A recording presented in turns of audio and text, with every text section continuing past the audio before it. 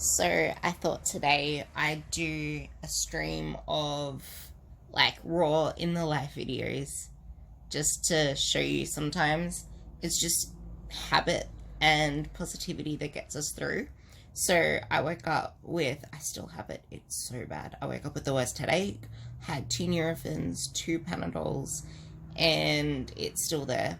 But I'm due to start my workout right now, and it's thankfully just cardio and conditioning, but at the same time, it's like, blech. So I'm gonna get started on that very soon. Pump my music, go to my gym, and yeah, I'll update this thing through my workout towards the end of the workout. Usually, before I train, I try and get a few check ins done just so I'm ahead, but that's my HR monitor. But today, my head was just like not happening. So I will be doing the check ins all after my training and then into Friday so that everyone gets them, as I said, at the bottom before the end of Friday is usually my goal. So yeah, just wanted to keep things raw and real and just talk you through some, like, sometimes when we all have hard days, because like I want to smash my workout because the thought in my mind is the benefit it's going to do for me, because this thing is still tracking a high HRV, which means I'm still not in the a low HRV, not where my coach wants it. So I'm still more in the sympathetic state than the parasympathetic state, and he wants me to get into that parasympathetic state before I'm allowed to get any more carbs in my diet. So yeah, just, we all have days where we just don't feel like training, or we'd rather have like a day off or something. But yeah, I have a routine that I can't not do now, because I would usually say I'll take today as the rest day and then like push everything one day, but I can't do that because on Saturday that's my next day at my mate's gym and they're locked in stone, so I can't just say I'm gonna come on Sunday, because Sunday's his day off. So that's the reason why I need to stick to my TikTok, and I rather just get shit done because I know I always feel good after it. So we'll see how I go. I honestly already feel so much better. So that was a 23-minute session. And it took an extra 3 minutes to get my heart rate down to below 110. It sat on 110 for about half a minute and then it finally dropped below 110. So that's when I stopped the timer on my Polar. So now I'm about to get my house keys and take off to the park to do my 30-minute walk. But honestly, my headache it's mild. I can hardly feel it, but I guess it's actually a really good thing that I'm filming this guide for you guys. So yeah, I'm about to go do that now. I do actually want to put on a reminder because I accidentally clicked WhatsApp instead of Spotify because they're both green, and I still had a bunch of messages, but I just want to remind you guys that I don't check my WhatsApp and I don't do feedback or whatever. I try, like, anything that I do before my workout's finished is usually therapy for me. So if it's like replying to people or researching or posting somewhere, that's because I find that calming at that moment of time. But yeah, I reply to everything properly once my workout's done and I've given to myself for the day. So take that as a little fit tip for you guys, because it honestly puts you in such a better mind space, especially in quarantine when there are some of you guys that also have to homeschool and your whole family's home and you're probably getting torn in multiple directions. Just finished my 30-minute jog. My heart rate wasn't as consistent around 150 as it usually is. It sat more around 140. but that's okay. That's like, we're not always gonna perform as we expect, but the thing is, we got shit done. And I hated every minute of it, because sometimes we have to do shit we hate in order to get the benefits from it to then enhance the rest of our training and enhance our life. So if you think about it, like, the thoughts that go through my head when I'm running and I'm hating every minute of it and I'm wanting to stop halfway through is, no, my coach is giving me this for a reason. I know that it's going to make my training better. I know that in the end, it's going to allow me to use my fuel a lot better. And by fuel, I mean carbs and fats. Protein isn't exactly a fuel. It's more something that your body eats if you're undernourished. But protein's there to maintain the muscle, to do all its actual functions. Like, protein is a necessity, but the carbs and the fats are pretty much the fuel. So being able to use those a lot better will enable me to eat more and not get insulin resistant as quickly as I would if I wasn't aerobically fit.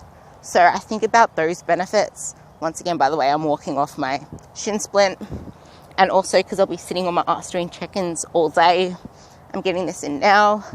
But yeah, so I guess that's a really good way to think about it, in thinking of all the benefits and how you want to feel. Like, I know that there are a couple of you that signed up not that long ago, and you haven't yet heard a Ruby ramble about how I'm so big on how you feel, because, like, focusing on just having a certain body image, or focusing on just being lean or feeling lean, like, that's subject to change on the minute, on the daily.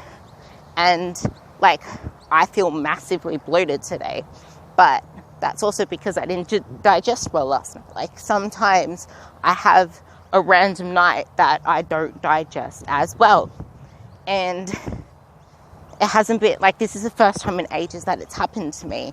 So it's just like, oh well, live another day. It's not going to last forever. But like, staying so tightly wound up around numbers and mental masturbation about feeling lean and all this other stuff, it is going to impact your whole day if it's not something that you would like to see or like to feel or like to experience. Whereas if I said, let's set goals, they sometimes aren't as sellable to you, because sometimes we don't really know what we want our goals to be, or something might happen in life that changes the way that we want to see our life going. Like, this corona thing has proven that, like, so many people's goals just got thrashed. Like, my goal for 4 times bodyweight deadlift went out the window, and now I'm just like, I really don't even know what my goal is. Like, it's changing so much, and I just want to have this general chit chat with you guys, because I know we have a Zoom this weekend, but I don't want to make so much of our Zooms about me. Like, I want to talk some about, like, my goal with these Zooms is to make them more frequent, like weekly, fortnightly. Well, I'm actually aiming weekly, but keeping them a lot shorter. Like, I definitely don't want to go over 40 minutes, but I'm going to start aiming for 30 minutes just so people can rewatch them. And it gives us something to look forward to at the end of every week. And I'm just going to literally change the time every single weekend just so that there are people that can always make it. And yeah, so I guess, okay. I almost forgot what I was talking about, because my mind is always thinking of a million things at once, which is why I find it hard to calm my mind. And when I do my yoga flow, because I'm not someone that just wants to do yoga. I need to do something that challenges my mind in terms of I need to learn a routine. So I'm doing animal flow for that. Anyway, so my goals. So I never really was one that used to pin a lot on a goal, whereas if you see the wall behind me when we do like Zoom calls, or when I do anything to do with my camera in my room, I have papers behind me. And if you haven't yet checked out the goal setting section and all that in the units tab on the side, I highly recommend it, because that's when I went through like how I want to feel. And I have not changed those since the beginning of last year. And Just Fleck, especially in here, knows, because she took it so seriously with me last year, and she's been on this journey with me ever since. Like, she even said, it's been amazing watching you grow. And it wasn't until last New Year's, like last year, when I did that processing on New Year's Day, that my life actually dramatically changed. And then in June last year, was it June?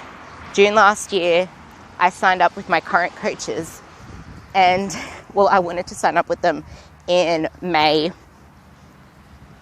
I wanted to sign up with them, but it was a very big like tossy-turny, because they cost, yes, $200 a week, not a month. So it did take me a while. And then I'm like, no, look at this wall. This is how I want to feel. And I'm not currently feeling that way. I'm working my way towards it, but I know that I can get there faster, and I can maintain that a lot more with these guys. So I signed up to them, and ever since then, just like you guys with Team Ruby, ever since then, every single box has been ticked. Because to me, like I mentioned in the other clip, like, yeah, sometimes messaging you guys back is self-care to me. Yes, sometimes getting on the phone to you guys is self-care to me. Like, the Zoom calls are like self-care to me, because it's something that freaking just makes me feel so damn good. But sometimes it's like, no, I'm not in a chatty mood. I need to not start conversations. Sometimes that's self-care. Self-care isn't something that's rigid. It's something that changes based on your mood and based on that day. So you need to be flexible with your mode of self-care. Like 2 days ago, I spent a whole 90 minutes in the morning researching, and I felt so freaking amazing, because it was on Monday, because it was that research that just led to a whole clusterfuck of amazing shit. Like, that's what led to the whole eat more, like train harder, move better. That's what's led to my new slogan. And now I'm shifting my Team Ruby brand into teaching people to fuel themselves for performance, to fuel themselves for life. Because once you fuel yourself to perform optimally, to live like in your peak state, to live fully, only then, when your whole mind, body and soul as like a little triangle, only then can you reap the benefits of any true diet, any true anything. And so often people just live in this constant perpetual dieting circle, because that's all we know. That's all we're exposed to. And maybe we grew up seeing our parents wanting to diet, or we just like there are so many people that think more is better, as in add more to this, or what else can I add on to the plate? Like Eliza is a true example of that. Rhonda used to be like that. And actually Jody used to be like that too. And you guys have just changed so much, and you can see it in your mindset shift and your sleep quality and just the way you approach things. It gives me life. And I guess I don't want to go into scientific terms, but it's kind of addressing people with red S, which is relative energy deficiency syndrome. Like people that have chronically dieted for so long that their metabolisms are fucked. And yes, there are 2 people in this group that I can easily point out the names to. And like, you're still in the mindset of just wanting to diet down and start the diet, or when can I start the diet, this, diet, that. And it's like, no, it doesn't work that way. Like, there is so much more to it. And this is where I'm actually so proud of Shannon, little Miss Booty Twerky Shannon, because she realizes that it's not all just about energy deficit. And even Candace, she said, yeah, I know it's not all just about the energy deficit, because it's not, because energy in, energy out, it's a thing. But like I mentioned in one of my posts, there's the input, and then there's a clusterfuck, and then there's the output. You have direct control over the input. you don't have direct control over the clusterfuck. Like, not all of it anyway. So you definitely don't have control of the output. So what you can do is pick out what you can out of the clusterfuck in here and control it as best as you can so that you can have more of a hold over the output. Like, I've had conversations with so many people about this whole corona bullshit, and we all feel like our life was just getting better. Like, one of my mates reached out to me the other day saying that he's struggling, like, with all of this training shit, but considering he lost his job, he's actually going really good. And I'm like, oh, so what have you been up to? And he's just like, I was only just 6 weeks in to finally getting back onto a program and kicking fitness in the ass, and then this happened. And then a few other people said how much everything was just coming together and everything was just going wonderful and picking up, and it was the best they've ever had life towards the start of 2020. And then this. And I'm the same. Things were picking up, everything was like getting set in place. I'm actually working with a UK coach as well, which you guys might already know. And I'm in a coaching team group with them. He's like the number one coach in the UK. And like, we all did interviews. He interviewed like 22 people, I think. And he was only going to pick one coach to join the team. But because everyone was such high caliber, he had to pick 2 coaches, and I was one of them. So I'm also working with him, but it's more just a round table at the moment because of the current situation. It's not like we're taking on a whole bunch of workload. Like, we're just being present. He did give me, like, in line with the whole eat more, move more, blah, blah, blah thing, he's going to give me one of his clients that want to do the same thing and like get upper body strength and all that shit from home. So that will be awesome. But I just want you guys to know that you're not alone.